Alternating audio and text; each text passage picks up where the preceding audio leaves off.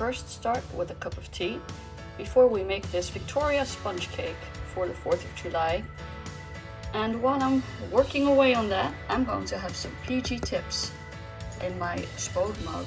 The irony does not escape me that I'm using English tea products and an English recipe to celebrate the 4th, but I'm here for it. Here we go, England's finest. Simple Victoria sponge cake, which is such an easy and satisfying recipe, and my kids love it. And this is a recipe, like I said, from BBC Good Food. I will link it in the show notes below and try to find a version with cup measurements, with imperial measurements, as well as metric.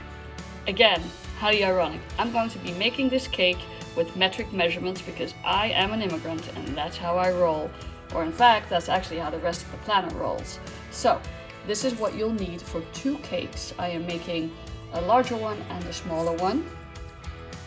8 eggs, 400 grams of sugar, 400 grams of all-purpose flour, equal amount of butter, so that's 400 grams of butter, whipping cream, and then strawberries and blueberries to decorate the cake with, as well as a little bit of milk and some baking powder. Let's go. Alright, hi friends. I am using the selfie camera because it's a little too complicated to set up otherwise, so the image quality will be a little poorer, but that is not going to stop us from having a good time. I have never done a recipe video before, so bear with me and let's just see how this is going to turn out. Okay, so the BBC Good Food Victoria sponge cake. I'm going to preheat my oven to 350 degrees Fahrenheit. Let me do that now. I'm going to beat sugar, butter, eggs, flour, baking powder and milk together and pour in the tins and bake for 20 minutes. That's all. It's really that simple. Now, if I would be making a normal Victoria sponge cake, I would make sure to bake the cake in a more limited diameter spring form so that I can get a high cake, and then I can cut it in half and slather it with whipped cream and fill it with strawberries. This time I'm going to make a topping of whipped cream and then put the strawberries on in an American flag design. I know, terribly cheesy. I think I need to fortify myself with some proper English breakfast before I can take on this highly patriotic task. So that's the game plan. Should be very simple and easy. We're going to go to our barbecue later on, and I look forward to serving this cake to my friends. Normally, this cake comes with a buttercream filling with butter and icing sugar and vanilla extract. I've never made that. I think the whipped cream filling is just as delicious and a little more refreshing and a little lighter. So that's what I'm sticking with today as well. Let's get started. In order to bake my cake, I don't want it round.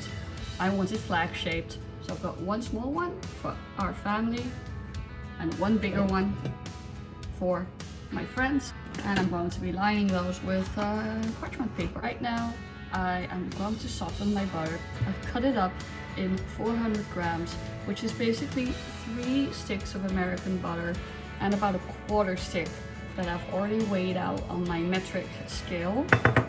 And all I need to do is unwrap it and pop it in the microwave to soften it.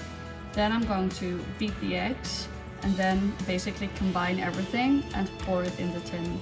What is handy about melting your butter beforehand is that if you soften it, then you can also use it to grease your baking pans. So that's, 2 stones with 1 bird. No, 2 birds with 1 stone. Meanwhile, I thought it might be fun for me to talk a little bit about my immigration story, since this is the 4th of July. Happy birthday, America. And I want to talk about my relationship with America and how I ended up in this crazy country of you all, which I loved very much. My butter, I'm going to give that a little blast in the microwave. Softened, over to the next task, which is to crack the eggs and tell my tale. So I visited the United States the first time in 2003. when I interned at a Jewish retreat center, and it was a really life-changing experience for me. I fell in love with American Judaism, I fell in love with the United States, and I knew I wanted to be back. So I was able to return not long afterwards for graduate school, and then I returned later for rabbinical school. And so that was my start of my great American adventure. I actually moved back to Europe after rabbinical school and worked in Europe for a while, and then came back about 6 years ago. So I'm entering my 7th year of living in the United States. Here we are, cracking my eggs. I just feel like I'm very lucky to be an immigrant here. So let me tell you a little bit about the immigration process. So the previous times that I entered the United States, I was on different types of visas, a tourist visa and then a student visa, and they're pretty easy to get. But if you want to immigrate to the United States, you need sponsorship. Here are my eggs, which I'm now going to beat lightly, just with a fork. So you can't just show up to the border and be like, hey, can I enter the country and find a job without sponsorship. So you need to find an employer to sponsor your initial visa, whatever that visa is, and there's a whole alphabet soup of visas available for non-immigrant purposes. And then once you have the visa, there is always the hope that you can graduate up to the level of green card. So I came in on a clergy visa, which is a special religious workers visa, which the US government extends to, well, religious workers. So rabbis being religious workers, I qualified for the visa. It was very complicated getting the visa. I had a number of administrative setbacks, and in total, it took me about 1.5 years of waiting before I got the visa and could depart for the United States. And thankfully, it all worked out and I arrived in the United States almost 7 years ago. Then you're on a non-immigrant visa, meaning that you can't actually derive immigrant status from the visa, meaning the visa either has to be renewed, or you have to leave once your visa expires, or you have to graduate up to a green card. So now I have my softened butter ready to go. Being eligible for a green card also means receiving sponsorship from my employer, which I did, and that process took another 1.5 years or so, and I was extended my green card in 2020, right smack in the middle of the pandemic. So that means once you get your green card, the clock starts ticking on citizenship.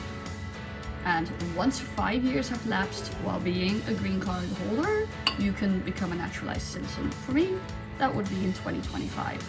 So obviously this has been a really interesting and sometimes challenging process for my family and myself and for my congregation, but we got through it and now I am a green card holder. Now what does that actually mean? And is the card actually green? Yes, it is green, kind of. It's kind of a green design with some pastel pink elements in it, and it's basically a federal ID. So, you know, it has your picture on it, you know, whatever data, but it is still notionally green. It was completely green because once upon a time it was of course a card instead of a piece of plastic like it is nowadays. The green card is green, and the green cards are valid for 10-year stretches, so you're really good to go. So even if you choose not to naturalize, your green card won't lapse. It has double the period of naturalization before it lapses, and they are easy to renew as well. Now, what rights and obligations does being a permanent resident or green card holder confer on you? I would say that it's kind of akin to the rabbinic idea of the ger toshav, the resident alien. You almost have full rights. You are legally protected under the US Constitution. There is a lot you can do. You can engage in all business and financial transactions. You can buy a house. You can have any kind of job you want, create any kind of business you want. I'm now mixing the sugar and the butter and creaming it. You can even be involved politically in terms of fundraising and activism as long as you don't vote. So that is the main thing that you don't have access to, which is the right to vote. You have to become a US citizen in order to be able to vote. So all in all, I'm pretty happy where I am. I feel secure. It was more anxious going from the non-immigrant clergy visa to the green card, but I'm happy with where I am now, and I feel part of American society. Obviously, there have been funny quirks and things along the way, and loads of culture shock. And I think that many Europeans, when they come to the United States or vice versa, don't really prepare for that, because now in many cases we speak English really well and our societies have similar standards of living, and yet there is culture shock. Now to create these together, I'm going to mix it in my flour. The culture shock continues to be a constant source of amusement and bemusement and delight and the occasional frustration. Let me talk about a few things that delighted or surprised me about the United States in honor of America's birthday. A thing that surprised me was people's reliance on air conditioning. I thought that was very weird, and I was a little bit judgmental about it in the beginning as a European. What Europeans don't understand is that most of Europe is pretty temperate, has a pretty temperate climate, and you don't really need climate control all that much, although that's definitely changing a little bit with climate change. You can often just cope with a fan and some central air, and that's it. But when you move to the Midwest, oh boy, the Midwestern climate is totally insane. It is one of the most extreme climates, short of Siberia, that you can live in. It took some mental adjustment on my part to realize that air conditioning, that's my toddler, to realize that air conditioning was not a luxury, but an absolute necessity. Having a good functional furnace in the winter and a great air conditioning unit to cool you down in the summer. One winter and one summer in the United States, and I'm a believer, I'm a convert. The same goes for four-wheel drives and big SUVs. Again, I was like, why are they driving these huge trucks? One Midwestern winter later, and I just understood why, because how else are you going to manage these crazy winters here where you need plenty of grip of all wheels on the snow. Another thing, these are all very random, more tea, is that Americans really like peanut butter and chocolate combinations, and you don't really get those in the same way in many European countries. And I love it. One of my first great American loves was actually the Butterfinger bar. That crunchy, flaky peanut butter crustiness with the rich chocolate, delicious. Things like Reese's Pieces and Butterfingers you will not get in Europe. Another quirky thing about America that's different from Europe are the Kinder eggs. Now I'm sure you can find a lot about this online, but European Kinder eggs, or should I say global Kinder eggs, are a little bit different. They're a little bit more fun, I think.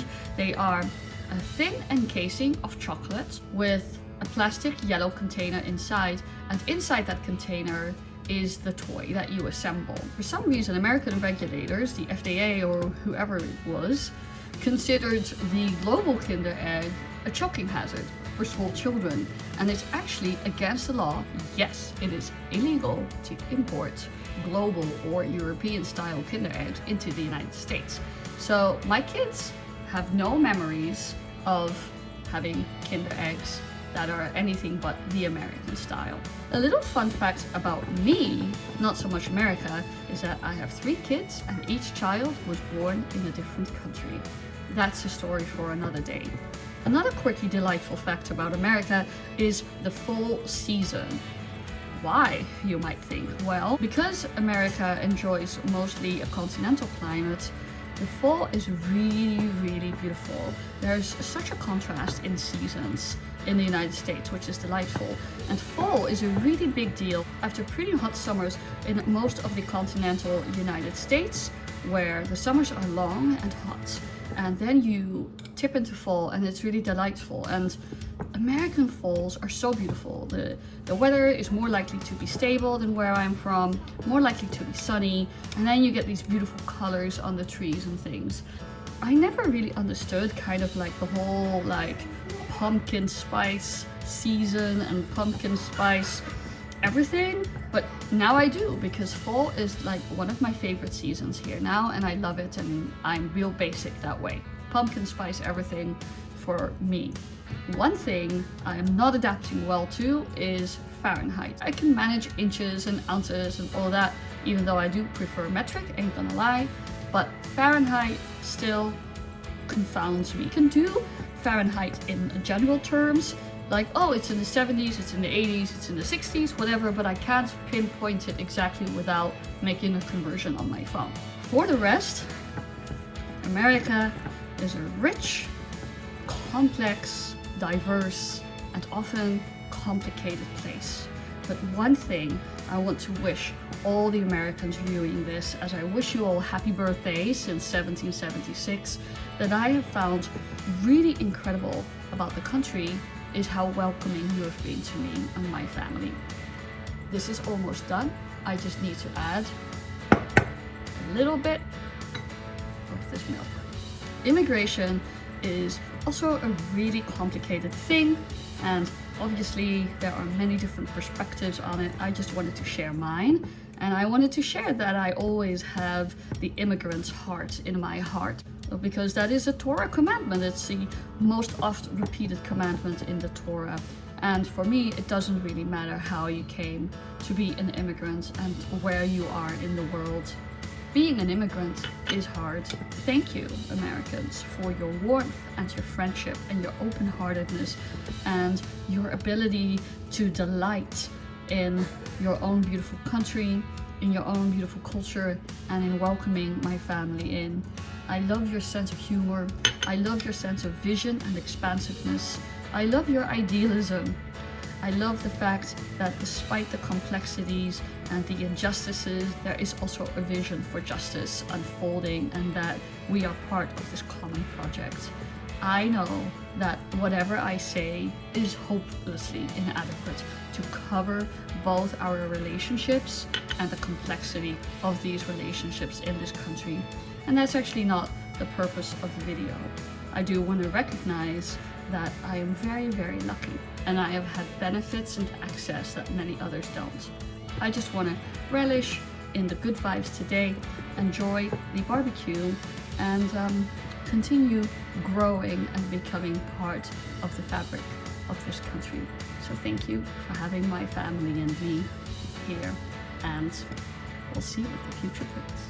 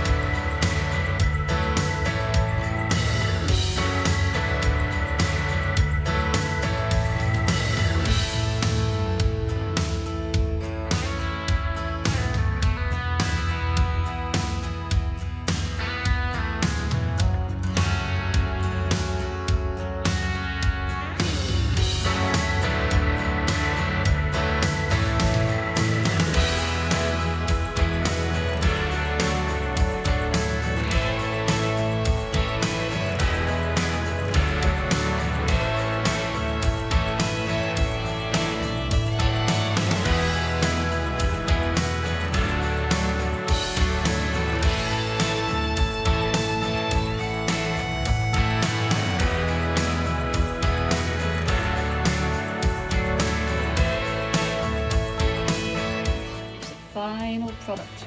Happy 4th of July!